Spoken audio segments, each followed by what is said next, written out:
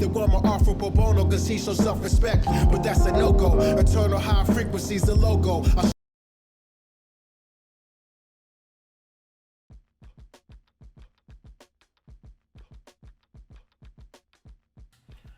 Peace. My name is Aquil. This is my vlog, musicindustry.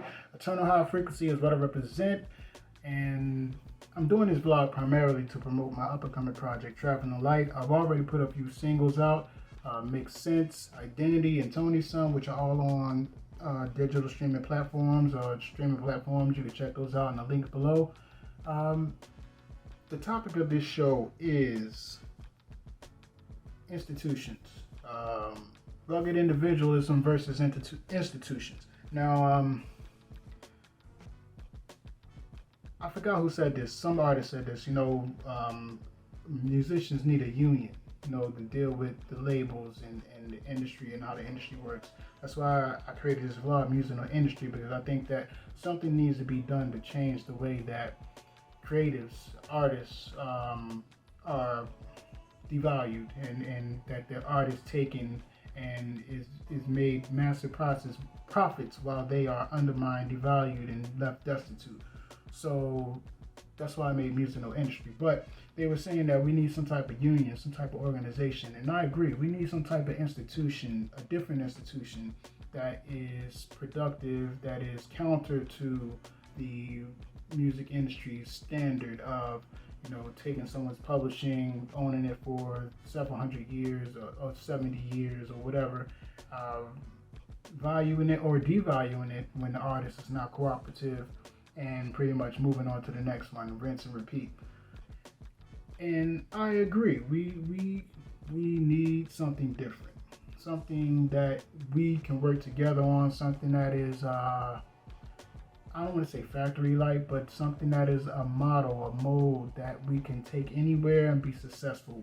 And I've been thinking of what could that be? What type of co-op situation could we do where we cross-pollinate, we cross-promote, we pretty much we are able to be successful in whatever way we deem successful, helping each other out, and at the same time not getting jerked by labels or venues or streaming services, so on and so forth.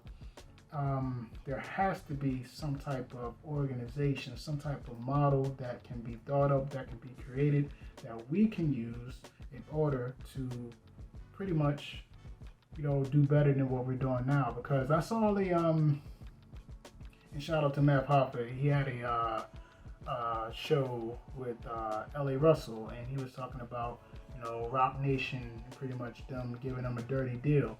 And he was like, I wanted to talk to Ho to be like, yo, do you know your label's doing this? And he was pretty much saying that, and Graf was there as well. And they would say, in the past, a lot of artists accept those type of things. He was saying, well, I value myself to know that I wasn't going to accept that type of deal. And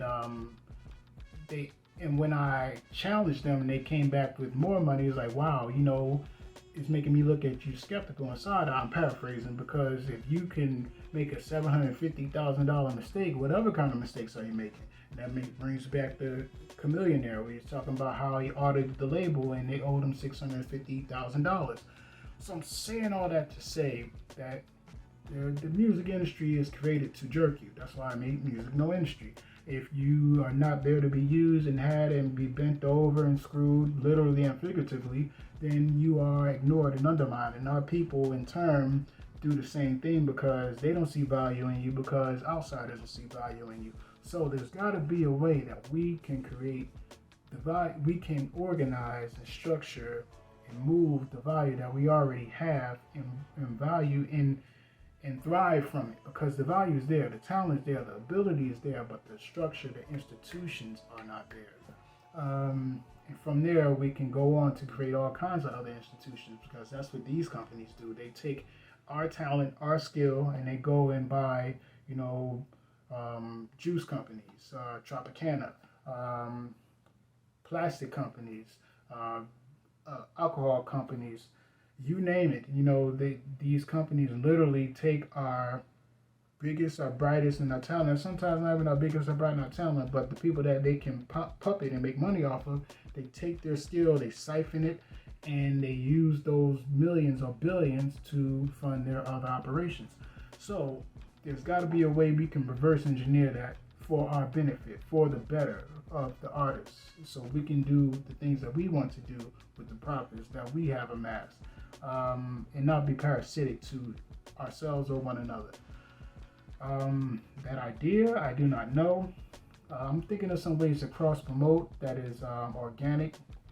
Thinking of some ways like what type of sites or venues and things that we can do. I mean, there was Chitlin Circus back in the day, as they called them, where it was pretty much, so-called Black or African American or venues that we controlled, and we pretty much toured in until we can get into the bigger venues. But there's got to be a structured, organized way, an institutional way to thrive off of the skill, ability, and talent that we have.